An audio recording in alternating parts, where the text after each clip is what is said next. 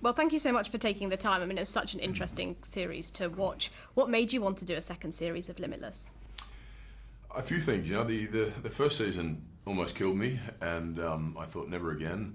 And then once the dust settled, and we had such great feedback about the show, and from young kids at my children's school to their parents and grandparents, all sort of pulling different things and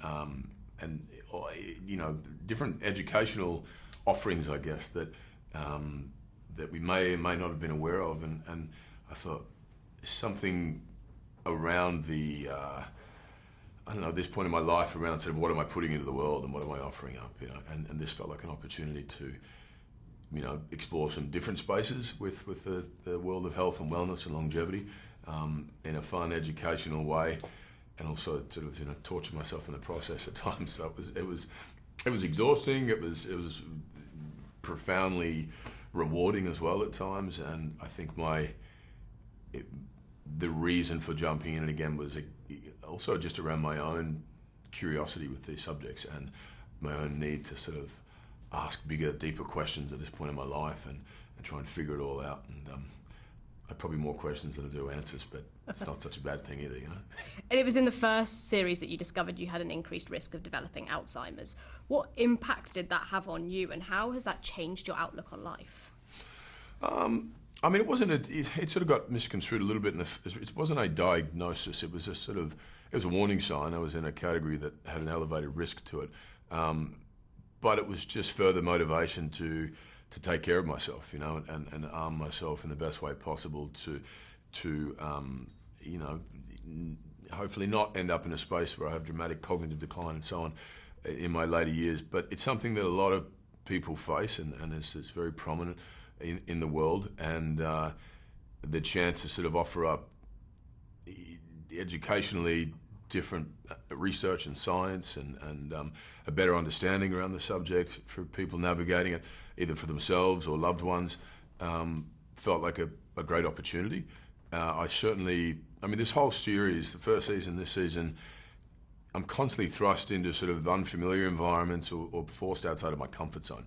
And that in itself, facing any sort of adversity or challenge or risk, elevates your awareness and forces you into a space of sort of further adaptation, but also you start to understand the fragility of moments in life and how rapidly things can change. And so don't take it for granted, While we're here, soak it up, seek new adventures, seek new experiences.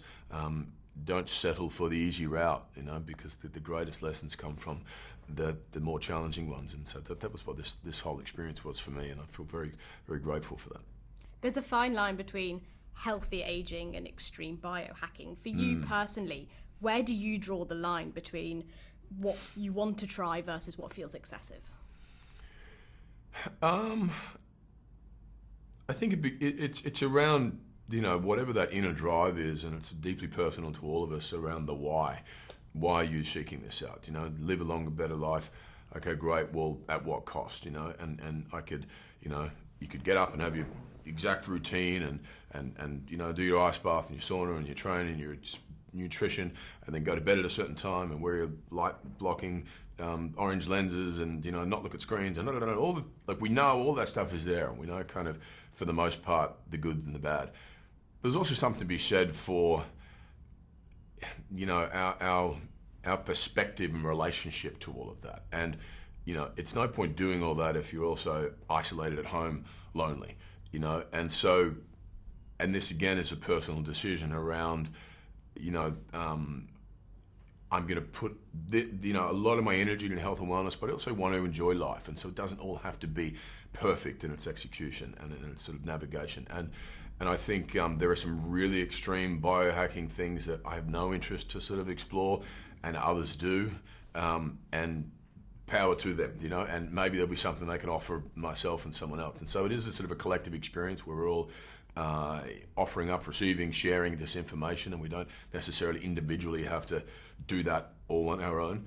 And that's, for me, I like kind of dancing in and out of those spaces, and sometimes I try one modality and it seems to fit, and then it doesn't hold stock and I need to try something else. And so different pieces of science and training and so on resonate at different times of your life, and I enjoy kind of exposure to a lot of different things. I think it's about the sort of diversity of all of it, the different types of science, different types of training, different types of nutrition that is hugely beneficial, because there's an adaptation that continually needs to occur, as opposed to kind of settling with one idea.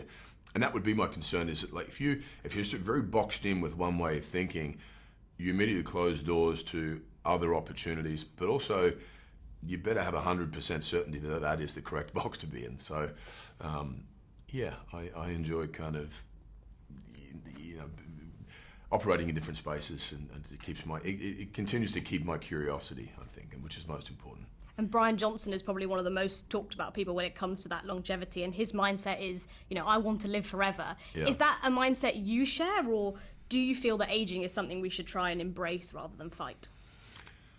Oh, we absolutely have to embrace it. It's inevitable. No one's figured out how to cheat death just yet, and I don't think we ever will, even if we kind of fool ourselves into thinking that. We may be able to sort of hold it off for a while, but I think part of the greatest amount of suffering comes from our denial of the inevitability of death, and our sort of the fact that we all have an expiration date. But what makes this sort of the experience so profoundly beautiful is that it is momentary. It is brief in the grand scheme of things. It's not. There are no guarantees, and so if you were told you've got 200 years guaranteed, you'd probably become a lot more complacent. You'd probably become a lot more reckless. Your sort of relationships wouldn't be as important, and so I think the idea that it can be taken away in any second, and the fact that we aren't going to live forever, is a beautiful reminder to appreciate every single moment, and remember that whatever you're offering up, and receiving, there is an ebb and flow, and it's an interconnected experience, as opposed to, I'm going to fight this thing and do my thing. That's not what we're here for. It's a much more sort of deeper, personal, community-based kind of experience. We don't survive and thrive on our own, and so yeah. And lastly, very, very quickly, Thor is returning to Doomsday. Can we expect a Thor 5? I don't know. We'll see where this one goes. We're sort of unpacking all of that as we speak, and figuring out where each of these characters go. And I'm just very thankful to be involved in this one at the moment, and back together with a lot of the old cast and then a lot of new cast. And so it's something that I certainly love, and we'll see what happens.